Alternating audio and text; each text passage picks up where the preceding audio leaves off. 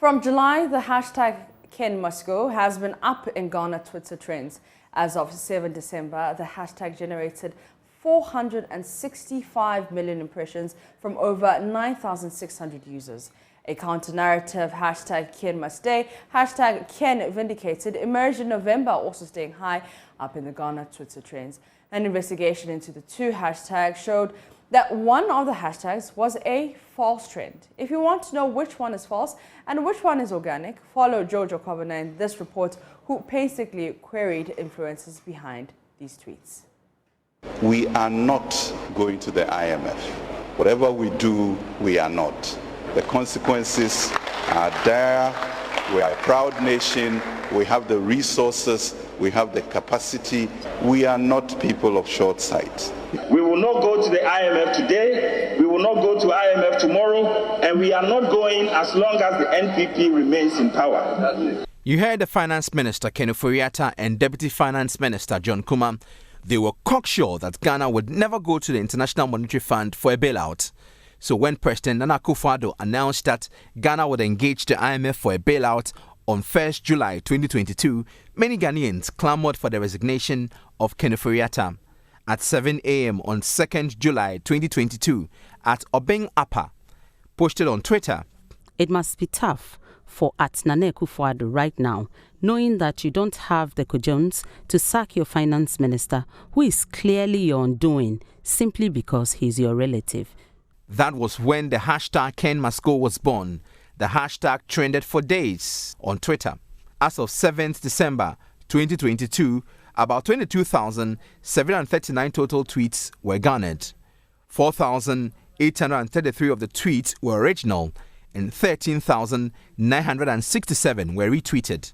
2,097 were quoted tweets, while 1,842 were replies. Analysis of the Ken Must Go hashtag revealed that Mr. Ofori-Atta received a lot of Twitter mentions whenever the cedi underperformed and fuel prices spiked. On 25th October 2022, 85 majority MPs shockingly held a press conference demanding the immediate sacking or resignation of Mr. Ken Ofori-Atta. In the interest of our side of government to remove our minister. But whatever it takes for the government to put in place the right measures, if it requires removing all the cabinet ministers and setting up a new government, we will support it. The Ken Must Go hashtag caught fire and trended for days. There seemed to be an organic rise of public opinion on why Ken must go, and it peaked at 7,633 Twitter mentions on 25th October 2022. Anytime the cedi depreciated, many users inundated Twitter with messages calling on the finance minister to be sacked or resign. Over 9,600 users tweeted the hashtag, and this generated about 465 million impressions. The most influential user of the Ken Must Go hashtag was MP for North Samuel Okudzeto-Ablakwa, tweeting under the username S_Okudzeto-Ablak. He used the hashtag 8 times and garnered 1,738 retweets. In the heat of the clamor for the resignation or sacking of the finance minister, musician and social media activist Kwame Plus tweeted, "We must begin a campaign to force the president to sack Mr. Ken Ofori-Atta. Every professional association, civil society organization, workers' union, and influential people in Ghana and abroad must be part of the campaign." Unquote. An unidentifiable Twitter user, Kwashie, responded, hashtag Ken Must Stay. This marked the beginning of the counter-narrative Ken Must Stay. Many users pushing the Ken Must Stay narratives were faceless and cannot easily be identified. Some of the accounts were created in October 2022. These accounts only tweeted Ken Must Stay content. The most retweeted Ken Must Stay tweet was sent out by @MercyKingKong on 19th November 2022. The tweet garnered 129 retweets and 151 likes. We identified 61 accounts involved in coordinated sharing of specific messages on Twitter using the hashtag Ken Must Stay. The seemingly scripted tweets shared by these accounts contained content extolling the finance minister's economic management prowess, urging him on to stay in office.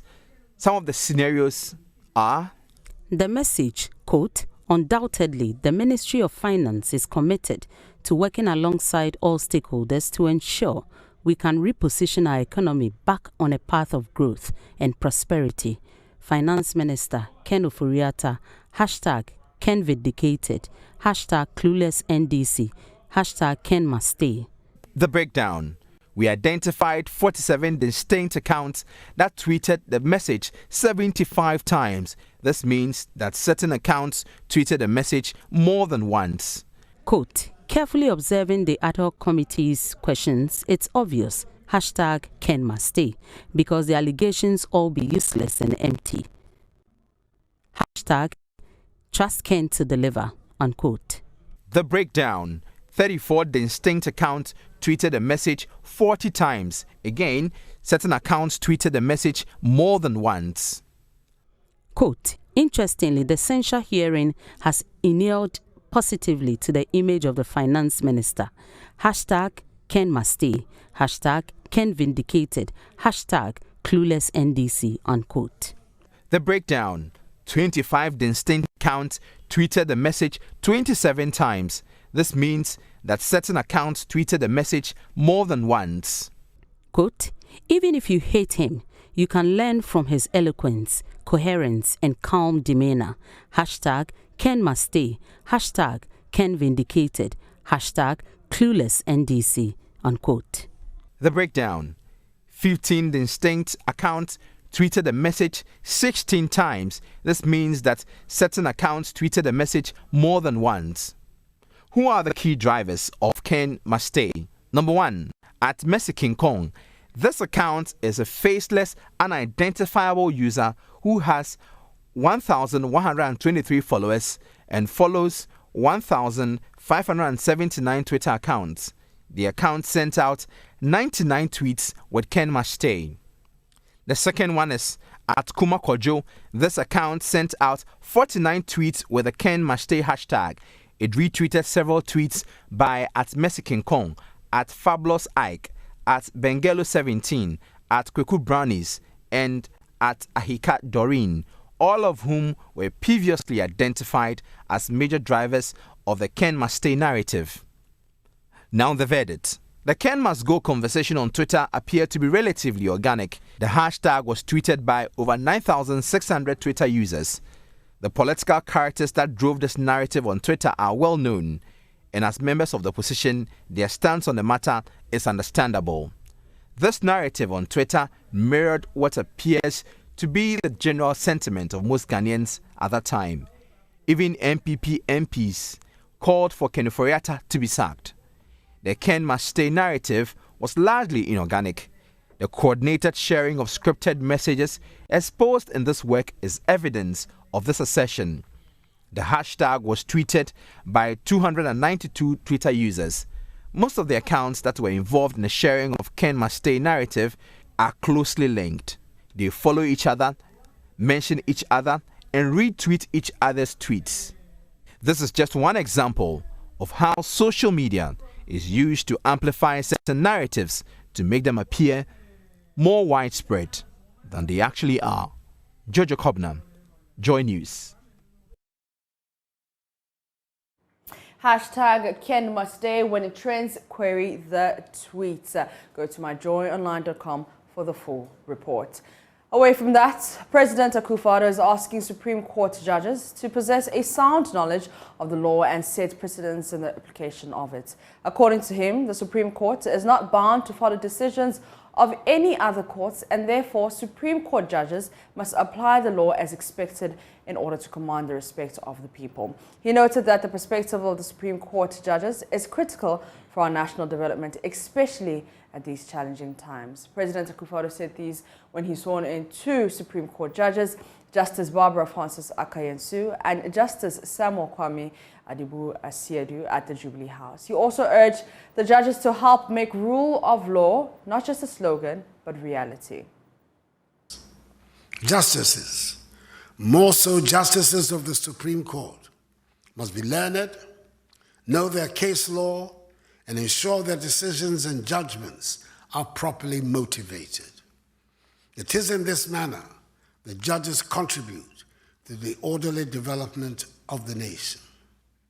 So to our new Supreme Court judges, it is extremely important for you to bear in mind that the growth of our nation demands that we have a judiciary that commands the respect of the people by the quality of its delivery of justice, as well as by the comportment of its judges. Applications of the laws of the land must occur in the words of the judicial oath that you have just taken, without fear or favor, affection or ill will, and therefore without recourse to the political, religious, or ethnic affiliations of any citizen of the land, of any person before you.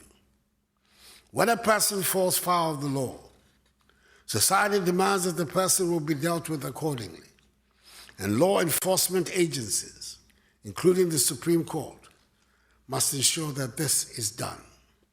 That is the true meaning of the concept of equality before the law, and I'm confident that you will uphold it and distinguish yourselves in the work of the court. All of us, from the executive, legislature, judiciary, public sector, security agencies, private sector, political parties, civil society, professional and trade associations, religious bodies, traditional authorities, and ordinary citizens have a collective responsibility to work together with our different views and our different perspectives for the Ghana project, a united Ghana driven by considerations of social justice and solidarity. Justice Barbara Francis Akayensu, on behalf of her colleague, thanked President Akufo-Addo and pledged to do justice to all manner of people as expected of them. Both a privilege and a humbling opportunity to be nominated among many other qualified persons and approved to serve on the highest court of our land. The enormity of the task ahead is not lost on us. That is the more reason why we give God all the glory and thanks for this recognition.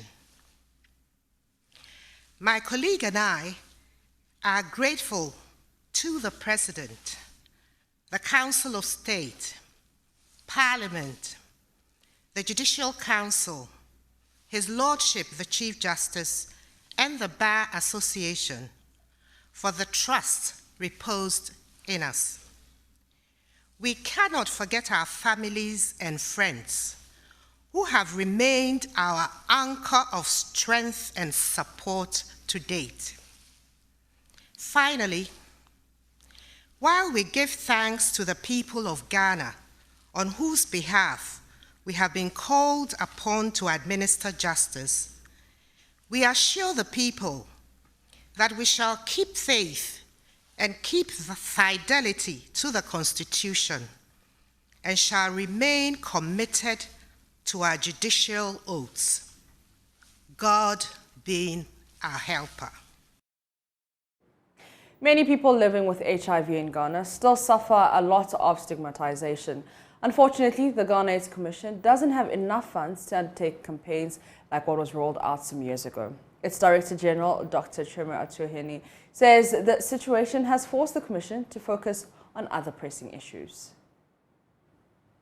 We need more than $130 million equivalent for the AIDS response every year. And government of Ghana doesn't have that money for the AIDS response. So donors actually pay the biggest part of it.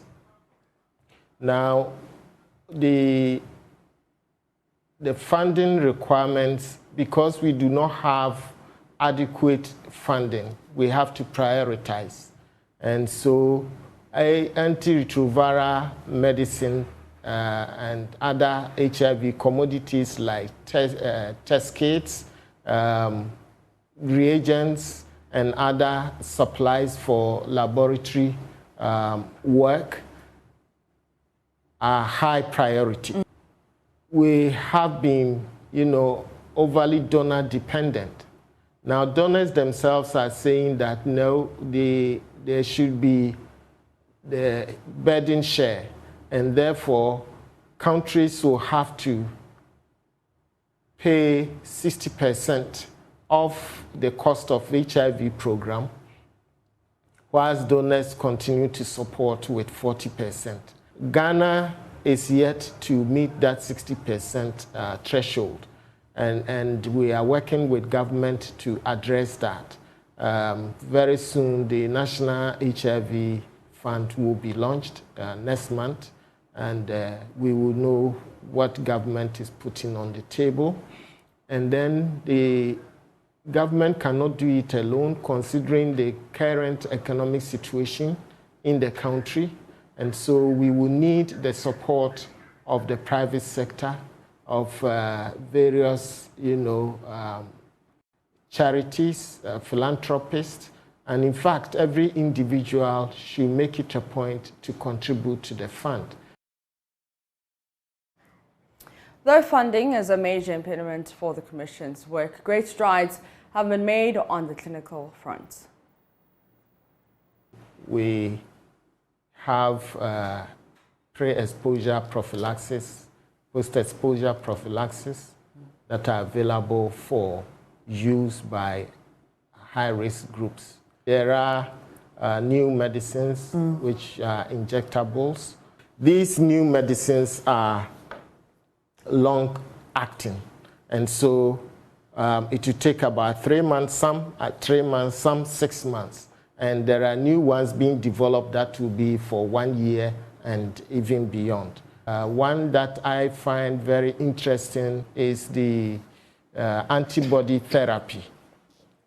That is more promising, and we are praying and hope that the trials that are being conducted now will be successful, so that it will be developed, the drugs will be developed and made available on the market as soon as possible.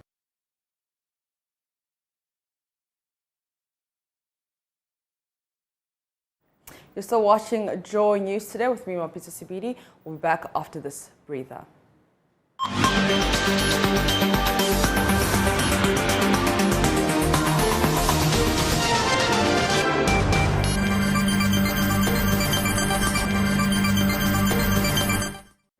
You're welcome back. Every year, the instant messaging platform WhatsApp ends its support for several phones, and this year is no different. As we draw close to the end of 2022, WhatsApp is also ending support for some Android phones and iPhone models. Nearly 49 phones are on the list. Is your phone on the list? Well, Kobe, Spike and Kumar of our tech desk joins us via Zoom to let us know. Spikey, can you please list some of the phones? So basically, we're looking at iPhones from before the iPhone 6. That would be the iPhone 5, iPhone 5C. And if you're using a Samsung Galaxy Grand S or Grand X Quad from ZTE, if you're using an LG Lucid 2 or any phone from the era of the LG Optimus 4 HD, from the F3, the L7, L7 Dual, L7 5, the L5, sorry, L4, L3, L2, any phone before the L7, the LG Optimus Nitro HD, Galaxy Ace 2, Galaxy Core, Galaxy S2, Galaxy S3 Mini, all these phones are going to be unsupported after December 31st. And what happens if you have any of these phones? Well, the reason why these phones are going to be unsupported from December 31st is because of the operating system they're running. They're running an older operating system that's Android 4. That's before Android 5. Android 5 is Lollipop. So anything before Android 4 is no longer supported because of security and because of certain features that cannot take advantage of. Those firmwares cannot take advantage of Yeah, so it's going to cause for those devices not to be supported anymore. All right, so in simple terms, that means if you have that phone, you can't use WhatsApp, right? If you have that phone, technically, you can't use WhatsApp. If you're a tinkerer, you can flash an upgraded version of the operating system, and then you can use WhatsApp, but that is a stretch. I mean, that requires you rooting the phone, flashing a new recovery, and then installing a new operating system. Yeah, you'd probably have to be a geek squad, a member of the geek squad to do that. All right. If you're not, then yeah, you should be looking to put that phone in a bin somewhere. All right, so because my producer, Abla D'Souza, has one of these phones, she has to throw away her phone, right? Yeah, she has to. All right. All right, thank you very much, Spaki, for that update. Now, a 44-year-old father of 4 whose both legs were amputated due to an accident says the punishment is nothing compared to his family's life sentence. In 2019, Simon Alali was involved in a bus accident on his way back to Garu in the Upper East region from Prestea in the Western region to attend his father's funeral. The widely publicized accident killed some and severely injured others, including Simon. For 3 years, Simon has struggled to let go of the incident to begin a new life. Simon advises drivers to be cautious this season in order to avoid what is currently he is experiencing. He does not want anyone to be involved in a similar accident in the future. JoyNews' Mohammed Nuruddin paid a visit to Simon Alali in his family home in Garu in the Upper East region and now reports. Drivers should take their time, drive safe and arrive safely, so that they do not experience what happened to me.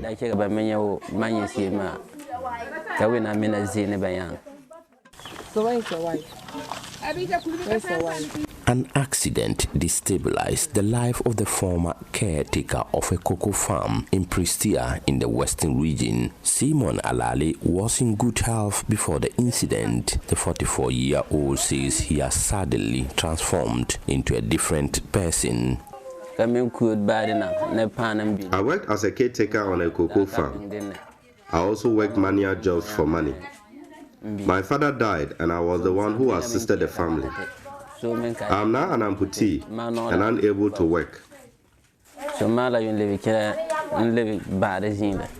In most cases, he must be carried because Simon can no longer walk.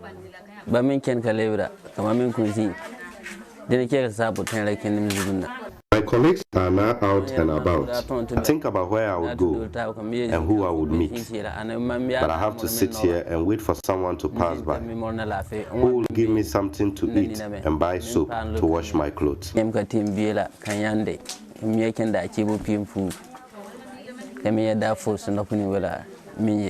The anguish Simon says he feels every waking hour as a result of losing both legs is mirrored by the pain he sees the family going through. Pain that makes him angry and sad.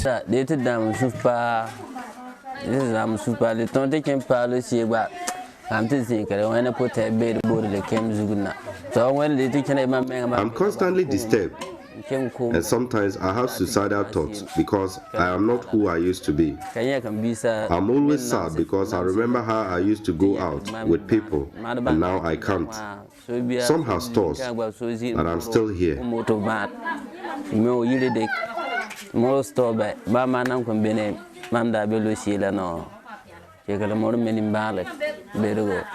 Simon has 4 children, which has made his life more difficult since the incident. His wife is said to have traveled to work to support the family. Here is Simon's mother, Mbama Alali.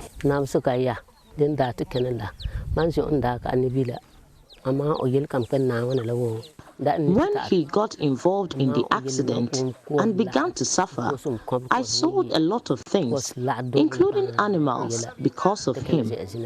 I no longer have anything on me.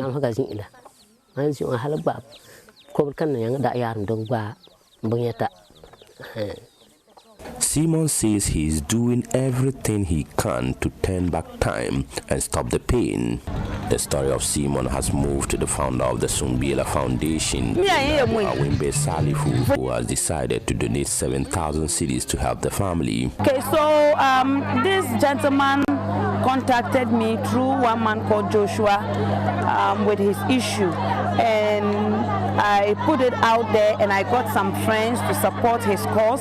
Initially, he wanted us to get him a tricycle that will work for him because he has no two legs. Unfortunately, we were not able to raise the funds to get him the tricycle. But then we have some money for him to help him start something on his own, and then a year around this time we'll come and assess what he's been up to see if what we have been able to raise has been of good help to him. Simon intends to start a business for the benefit of his family and the glory of God. I would use the money to open a shop, stock items, and sell them to assist me in caring for my mother, wife, and children.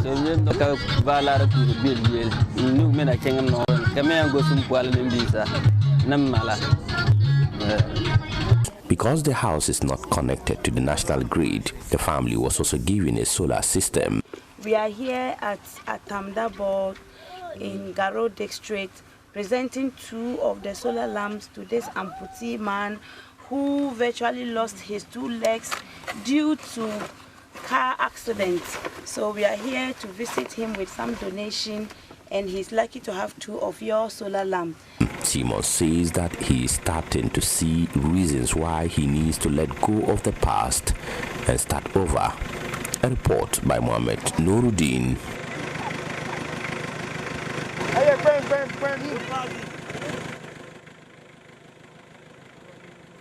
Let's go to the Ashanti region now, because some prophets in Kwashie are calling for the regulation of emerging churches in Ghana if Ghana wants to win the fight against the proliferation of prophecies, which has the potential of causing fear and societal instability. Their call follows a recent notice by the police for churches to be guided in the communication of prophecies on 31st December. Although some of the prophets support the directive, they believe if the Christian Council of Ghana is given authority to bring all churches under a single national umbrella, it could avert police involvement in controlling the activities of churches. 31st December, as the last day of the year, is traditionally set aside by Christians in Ghana to appreciate God's goodness over the year. Aside the Thanksgiving, prophecies have gained prominence during such services over the decades. But the communications of these spiritual revelations has attracted a restriction by the police to contain prophecies likely to cause fear and panic. Founder and leader of the New Jerusalem Chapel, Bishop John Yao Edu, who is seen as the originator of the 31st night prophecies, subscribes to the directive.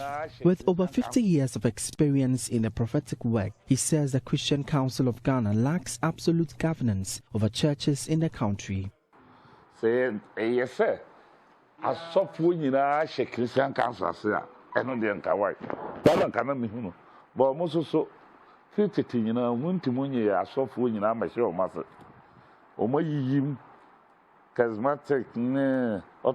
if all pastors were under the Christian Council of Ghana, they would have been controlled. But since its establishment, the association has few members, which doesn't represent all of us. The Constitution is also partly to be blamed. The Constitution was freedom of worship, freedom of association. Ambassador, team control the suffer no human rights abuse. The bad police for Jason. But would a restriction by the police suffice? Overseer of the Peaceway Chapel International, Prophet William Agbovi, is suggesting extensive biblical training for emerging prophets and pastors. Christian Council should make it a point and see through it that the young ones, as a prophets, as a ministers of God, should be undergo some kind of training.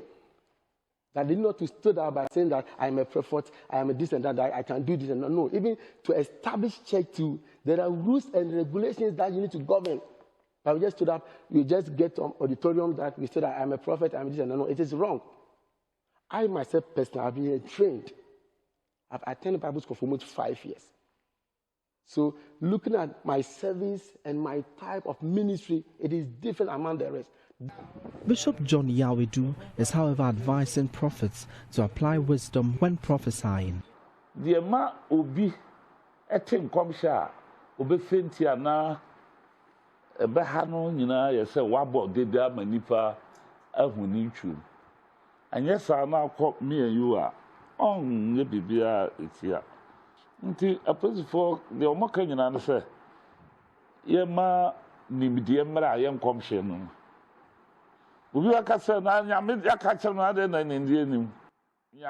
An individual becomes worried when you tell their secrets to the world, so the police is only advising that we should be mindful when communicating such revelations. Pastors have to apply wisdom during such times.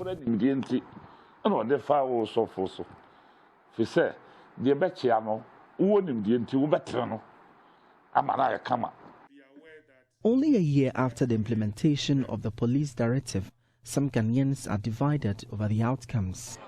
I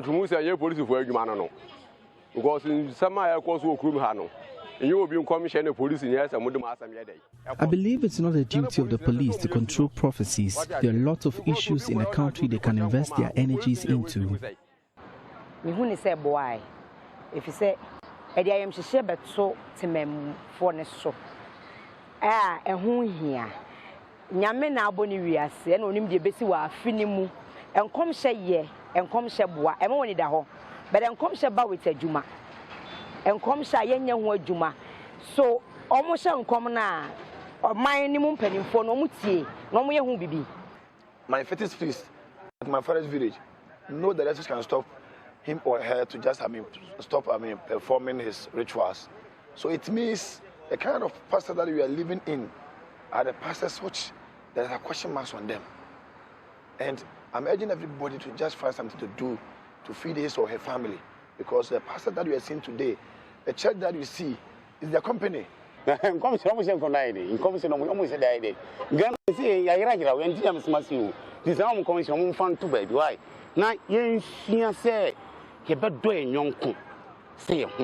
Yamsunu no ebedo enyanko se ho ebedi no krama en ho ne ebedo enyanko se yensie niam eni akro no ene nyame hwe free ho enye se o ko so they prophesy at all. We should learn to know is the prophecies. Efe bi nso no e ha adwe because e sa e disuro and e tu nipa no eso efi se obi wo ho a so ade no nyante enso wonya kan na edi hu bi aba beto so nti ebe gina se de asem no e baaye se de obesi aka no ene se de wo nso besi afa no.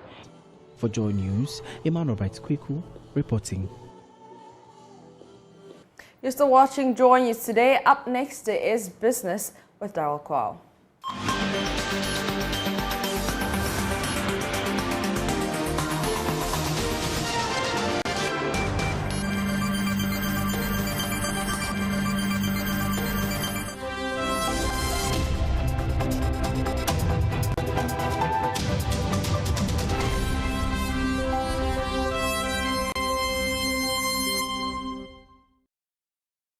Hello, good afternoon. Welcome to Business. My name is Daryl Kwao. The Ghana Enterprises Agency has hinted of plans to focus some attention to support SMEs in the agribusiness sector with funds. This is part of moves to increase the country's food production and reduce overdependence on imports. Chief Executive Kwashie Aya disclosed that some funds will be realigned to ensure that SMEs in the agri sector benefit from government's economic growth program. Was the focus on agriculture and agribusiness and import substitution without it being written as such. But it's something that we need to look at and pay close attention. And I think it's also an advantage to a lot of SMEs. And so how do we harness those SMEs to actually take advantage of improving their productivity and increasing production so that they can support the nation? And this is something that we're looking at closely. One of the things we've done is to realign most of our interventions to support the agribusiness sector. And in the coming months, we're looking at also how the funds that we are receiving would be aligned in providing access to finance for agribusinesses that are along the value chains that will support government and the nation for us to address some of the challenges that we are currently facing. Next, an unusual voice on the economy. The General Overseer of the Family Chapel International is asking government to acknowledge the financial troubles the country finds itself in by slashing public expenditure and reducing appointees. Bishop Dr. Victor Sebidi believes these steps will clamp down on excessive government borrowing and release pressure on the public debt. In an interview with JoyNews, he said the president must put his feet down on corruption and cronyism in the coming year to reduce the burden on the ordinary Ghanaian. I don't think if any other government was in power, they could have done much about what is going on. Because I believe to a certain extent, all political parties eat from the same pot. And as a result of that, I can't imagine any of them doing anything different but going to the IMF. Because they both would have done certain things that would generate a situation where we would have to go to the IMF. At a point, during the previous government, the dollar was also rising.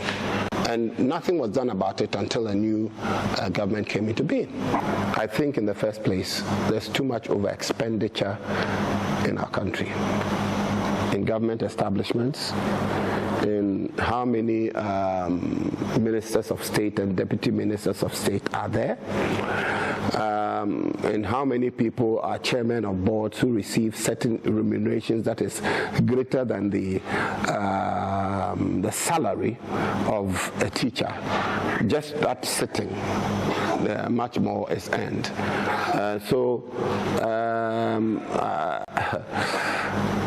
If we're able to deal with this and cut back on unnecessary expenditure and put the money where it is supposed to be put, things will be better.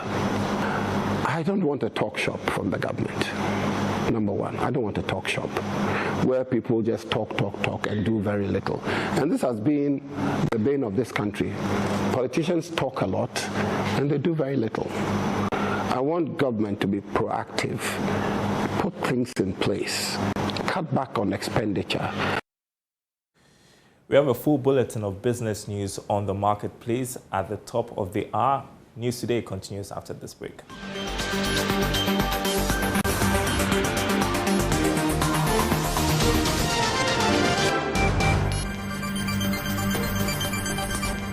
A 2021 Global Teacher Prize top 10 finalist and mathematics tutor at the Achimota School, Evans Ode, has called on teachers to acquire 21st century teaching skills to be relevant to the teaching profession. The celebrated Ghanaian tutor, who was speaking in Techiman at the 2022 National Conference for Edu Sports Project Leaders, advised teachers to be critical thinkers, analytical, IT experts, and must adopt listening skills to be able to teach the current generation effectively. Anas Sabit has more in this report. In an era when quality education is a concern for education-focused international organizations and dominates national debates, teacher quality must equally be a priority, and Ghanaian teachers are being encouraged to change their style of teaching to be able to prepare their students for the future. Speaking at the 2022 National Conference for Edu Sports Project Leaders held in Techiman, guest of honor and top 10 finalists for the 2022 Global Teacher Prize Awards, Evans Ode, encouraged teachers to switch to the 21st century teaching model. The world is changing. We are in the 21st century. And students don't learn the way we used to learn when we were in primary school and junior high school. And so we as teachers need to change our strategy of teaching. And so we are in the world whereby students must have more control over whatever they learn. They should talk about it, they should write about it, they should dramatize it, they should be able to express themselves, collaborate, communicate, develop problem-solving skills. In fact, critical thinking. That is the era that we are in now. And so Ghana, as a nation, we need to change from the system of a teacher always teaching and letting students keep quiet and fold their arms and listen. No. If you go by that, then it means you are going to lag behind. The conference, according to Edisport's head of operations, Mohammed Ukasha, is to provide a platform for Edisport's project leaders to share their ideas and experiences to enhance their various volunteering skills.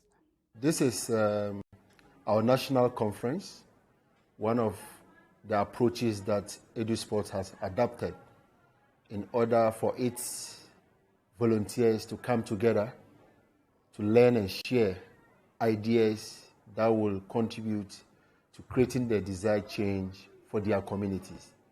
For these young volunteers, some of whom are participating in Edisport's national conferences for the first time, the platform would go a long way to help improve their teaching skills. This is my first conference, and frankly, I've enjoyed every bit of it. Yesterday, we learned about communication strategies. We learned about child safeguarding and protection.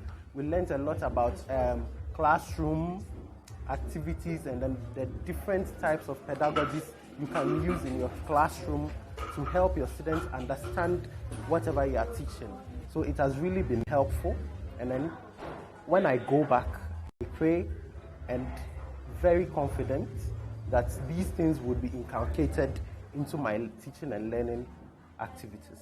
This conference is basically to empower volunteers or volunteers to come together to share ideas to really change back into their communities. So coming here, we've learned how, especially me, I'm new, so I've learned so many ways of working with Edisports or ways of working in Edisports. That's when we go back, or when I go back, and I'm sure it's a big task ahead that hopefully, by God's grace, it will be completed.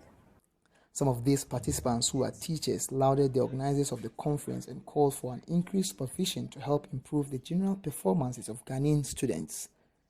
Janet Osuakakari is an English tutor at the Sakasaka Junior High School. If I have the power to change something or do something, I'll talk about the monitoring. Because no matter the new curriculum, no matter the training that the teacher goes through, if the monitoring aspect is not good, then you come. It's been a year since the passing of the multimedia group's Elvis Kwashie. The former general manager of the Joy brands passed away on December 28, 2021. 1 year after his passing, the Bonadi Kwashie allied families, the multimedia group and other invited guests met on Wednesday to commemorate his anniversary. There's more in this report. He is Lord. He is Lord. He has risen from the dead. He is Lord. Every knee shall bow, every tongue confess that Jesus Christ is. Songs of praise and thanksgiving as family and friends gather to celebrate the life of Elvis Kwashie, former general manager of Joy Brands, who joined his maker exactly a year ago. Jesus Christ is all your right, all your right, all your right. Why sorry fearful, all your right. Cause of Jenina Bekutu, Techema Bepemaka, said Jesus, all your right. The family will remember him for his unique character and attitude. Sometimes, perhaps today, God will say to you, this night your soul shall be required of you. So prepare to meet your God, O friends. So when Elvis started working, his character and attitude was so unique. We as a family, we are still mourning Elvis. Tears are still flowing down our eyes. And I cannot say that this will stop tomorrow or the day after. But we are still believing and trusting God that he whom we believe in will surely see us through. Everyone in the family is crying for Elvis because he has done so much for us. When you are down, Elvis will lift you up. When you have nothing, Elvis will empty his pocket just because of you. We have come to realize that he has played a very great role in our lives. We work together as a big family. In our home, you will not know who is who, because we all blend into each other. That was the life we were taught from the beginning. I just want to say that Elvis, you have done so good for this family, so well for your children, so well for everyone in this family. Forever we shall remember you. Host of the Super Morning Show, Kojo Yangson, spoke on behalf of the multimedia group. I can't think of any industry or sector that employs more independent, stubborn minds than a newsroom. And the Joy newsroom is perhaps the best example of this. It does not take ordinary humans to run the Joy newsroom. To run it successfully, you need to be not just extraordinary, but you need to be extraordinarily blessed. And God gave us exactly that person in Elvis Kwashie. I think it's important that as part of our culture, we recognize the lives of the departed 1 year after they leave us, because 1 year is a very suitable period of time to measure the difference in your life since your loved one departed.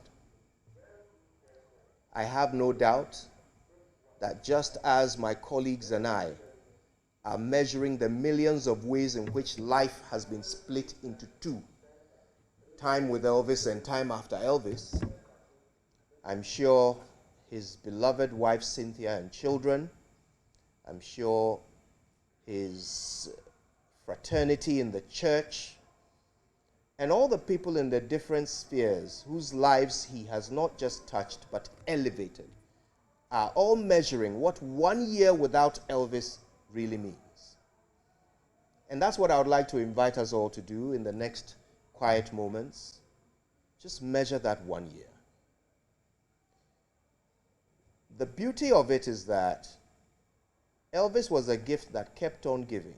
And even after his departure, we still continue to benefit from his amazing legacy. A true leader is one that leads from behind and passes on his skills to his team. And that's exactly what Elvis did for the Church of Pentecost English Assembly, Mataiko. Elvis has been a great asset to us.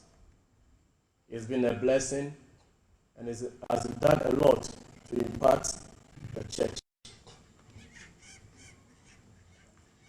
He was one person that we all looked up to. He had an enviable character which all of us loved to emulate. He was a great person amongst us. He led the church as a great leader. When the English Assembly was formed, he had the mandate to groom leaders, and he had 45 people to do that. And by the time he left, he had 200 members, and he had groomed many to become ministers and serving in different capacities in the church. Next year will be 10 years when the English Assembly was formed.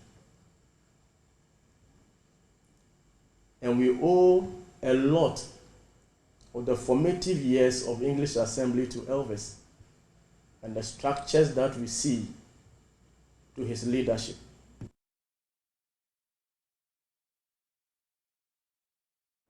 And that's how we end Joy News today. For more news, you can log into myjoyonline.com. I'm Mapitso Sebidi. The Marketplace is up next with Daryl Kwao.